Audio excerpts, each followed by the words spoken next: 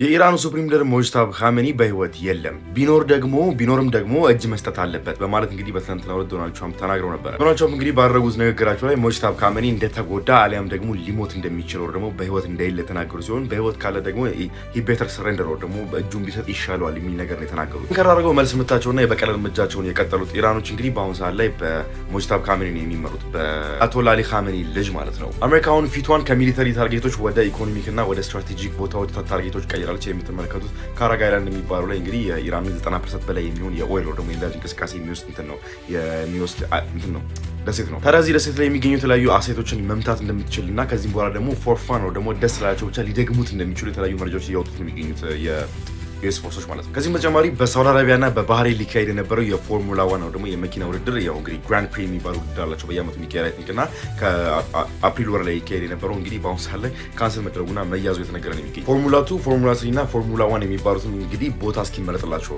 ደግሞ ምትክ እስከሚያገኙ ድረስ እንደማይካሄዱ አሳውቋል። ሌላ የአውሮፕላን ሎስ ወር ደግሞ ሌላ የአውሮፕላን ጥፋት እንደጠፋባት እንግዲህ አሜሪካ እንደጠፋባት ለበለ ብቻ ሌሊቱን በሳውዲ ፓርክ ተደርገው የነበሩ ነው በሳውዲ ቆሞ የነበሩ አውሮፕላኖች መመታታቸው ተደርጓል። ቆሞ እነዚህ የበረሩ አልነበረም ላይ ቆሞ ነበረ። በአልሱልጣን ኤርቤዝ የነበሩት እነዚህ አውሮፕላኖች ማለት ነው ነዳጅ ላይ የሚሞሉ ናቸው። ልክ እንደ KC-135 የሚባለው ባለፈው እንደተከሰከሰው ማለት ነው።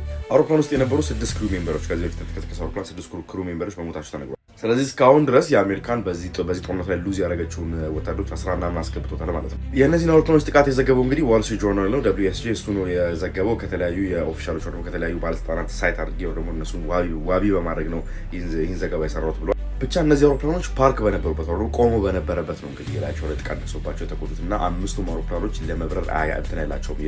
የደረሰባቸው ጥፋት ወር ደግሞ የደረሰባቸው አደጋ ዳሜጅ አላረጋቸውም። ሪፔር ተደርገው ወደ ስራ ይመለሳሉ እያሉ እያወሩ የሚገኙት። ጠዋት አካባቢ ደግሞ የምትመለከቱት ባግዳድ ውስጥ የሚገኘው በኢራቅ ባግዳድ ውስጥ የሚገኘው የአሜሪካ ኤምባሲ ላይ የድሮን ጥቃት እንደደረሰና ከላዩ ላይ ቪዚብሊ ጭሶችና እሳቶች የተመለከቱ እንደነበረ አካባቢ የነበሩ ነዋሪዎች መዘገባቸው ይነገራል። ኳታርና ባህሬን ላይም እንደዚሁ እንትን ተደርጓል ተብሏል። ኳታርና ባህሬን ላይም እንደዚሁ ተጨምሯል ወር ደግሞ ፍንዳታዎች ሰምተል ተብሏል። ዛሬ በኢራን ውስጥ የኢራን አመራሮች እንደምትመለከቷቸው በከተማው ወክ እያደረጉ ተቀርጸዋል። የኢራኑን ፕሬዚዳንት ሞሹድ ፔዜሽኪያን ነው የምትመለከቱት እዚህ ጋር ማለት ነው ወክ እያደረገ የነበረው ከተማ ውስጥ። በቀጠል ደግሞ የኢራን የውጭ ጉዳይ ሚኒስትር የሆኑት አባስ አረጋችም እንደዚህ እንደምትመለከቱት ወክ እያደረጉ ነበረ።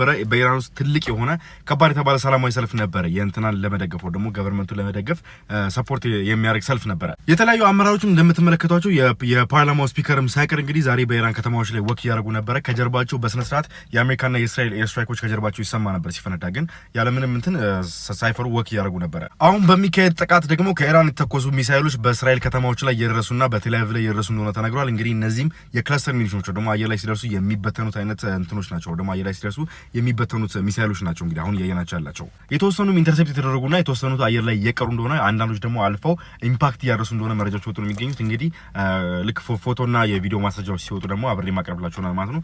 አዳዲስ ሚሳይሎች እስራኤል አልቻለቻቸውም ነው ብላችሁ በቃ አልቻለቻቸውም። ሰሞኑን እዚህ ከኢራን ሳይድ የሚተኮሱ እነዚህ ባሊስቲክ ሚሳይሎች ወላቸው ላይ ክላስተር ዋር ሄዶ ደግሞ አየር ላይ የሚበተኑትን ጦር መሳሪያዎች የያዙት ሚሳይሎች አልቻለቻቸውም። አመሻሹን አካባቢ እንደምትመለከቱት በቴል አቪቭ ሰማይ ላይ እነዚህ ሚሳይሎች ተመልክተው ነበርና ሳይረኖች እና የተለያዩ የማንቂያ ደወሎች በጣም እየጮሁ ነበር ህዝቡን ወደ ሼልተር እንዲገባ ለማድረግ ማለት ነው። እንግዲህ እነዚህ ሚሳይሎች ላንድ እያደረጉ እንደነበርና እንደምትመለከቱት የተለያዩ የመኖሪያ ቤቶች ላይ እንደዚህ ዳሜጅ እንዳደረሱ መረጃዎች ወጡ ነው የሚገኙት። ዲዝ አር ዘ ሰበርብ ወር ደግሞ እንትኖች የሚኖሩበት ነው የእስራኤል የሚኖሩ ቦታዎች ናቸው። የምትመለከቷቸው አምቡላንሶች አሉ። የእስራኤል አምቡላንስ እሳት እንደዚህ እንደሆነ የሚገኝ የክለስተር ቦምብ ክፋቱ የት እንደሚያርፍ አታውቁትም። ባይዘ የክለስተር ቦምብ ክፋት እንደ መሰለህ ለምሳሌ አሁን አንድ ካምፕ ዲስትሮይ ለማድረግ ከፈለኩ ደግሞ አንድ አካባቢ አንድ ሰፈር ዲስትሮይ ለማድረግ ከፈለኩ መጠቀም ይችላል ነገር ነው። አየር ላይ ይደርሳል፣ ይበተናል። 80ም ወር ደግሞ 100 የሚሆኑት ፈንጂዎች ከተበተኑ በኋላ የት እንደሚያርፉ አልቆጣጠራቸውም እያንዳንዱ ፈንጂ ማለት። ስለዚህ ዝም ብሎ የሚዘንቡት እንዳለ በመቱበት ቦታ ይፈነዳሉ። በጣም ነው የሚያስጠላው። ገምዶ ታውቃላችሁ ወደቀ አይደል አንደኛው ፈንጂ ለምሳሌ ብቻ ይሄን የሚያክል ቦምብ ወር ደግሞ ይሄን የሚያክል ፈንጂ ወደቀ አይደል እንደወደቀ ላይ ፈነዳ ይችላል፣ ጊዜ ሊወስድ ይችላል። ስለዚህ ሀገር ሰላም ተብሎ ያ ቦምብ ሳይታይ ሀገር ሰላም ተብሎ እየተካሄደ ባለበት ሰዓት ድንገት ሊፈነዳ ይችላል። ይሄም ደግሞ ወደ ቀን አካባቢ ይሄ ወደ አመሻሽ ኦልሞስት ሊመሽ አካባቢ የተቀረጸ አንድ ጥቃት ነው። ይሄም እንደዚሁ እንግዲህ በጣም ከፍተኛ ተቀጣጣይ ቦታ ላይ እንደምትመለከቱ አልፎ ነው። ብቻ እነዚህ ክላስተር ሚኒሽኖች እስራኤል እየቻለቻቸው አይደለም፣ ሌላ አዲስ መፍትሄ መፈለግ አለባት። እነዚህ ኢንተርሴፕት ማድረግበት እስካሁን ድረስ የሚመቱት ባሊስቲክ ሚሳይሎች በነ አይረንዶም፣ በነ ዴቪድ ስሊንግ፣ በነ አሮ፣ በነ ኤስኤም3 ምናምን የሚባሉት የመቃወሚያ ሚሳይሎች የመታችን ያከሽፈሽ ነበር። አሁን ግን ሌላ አዲስ መፍትሄ ያስፈልጋታል።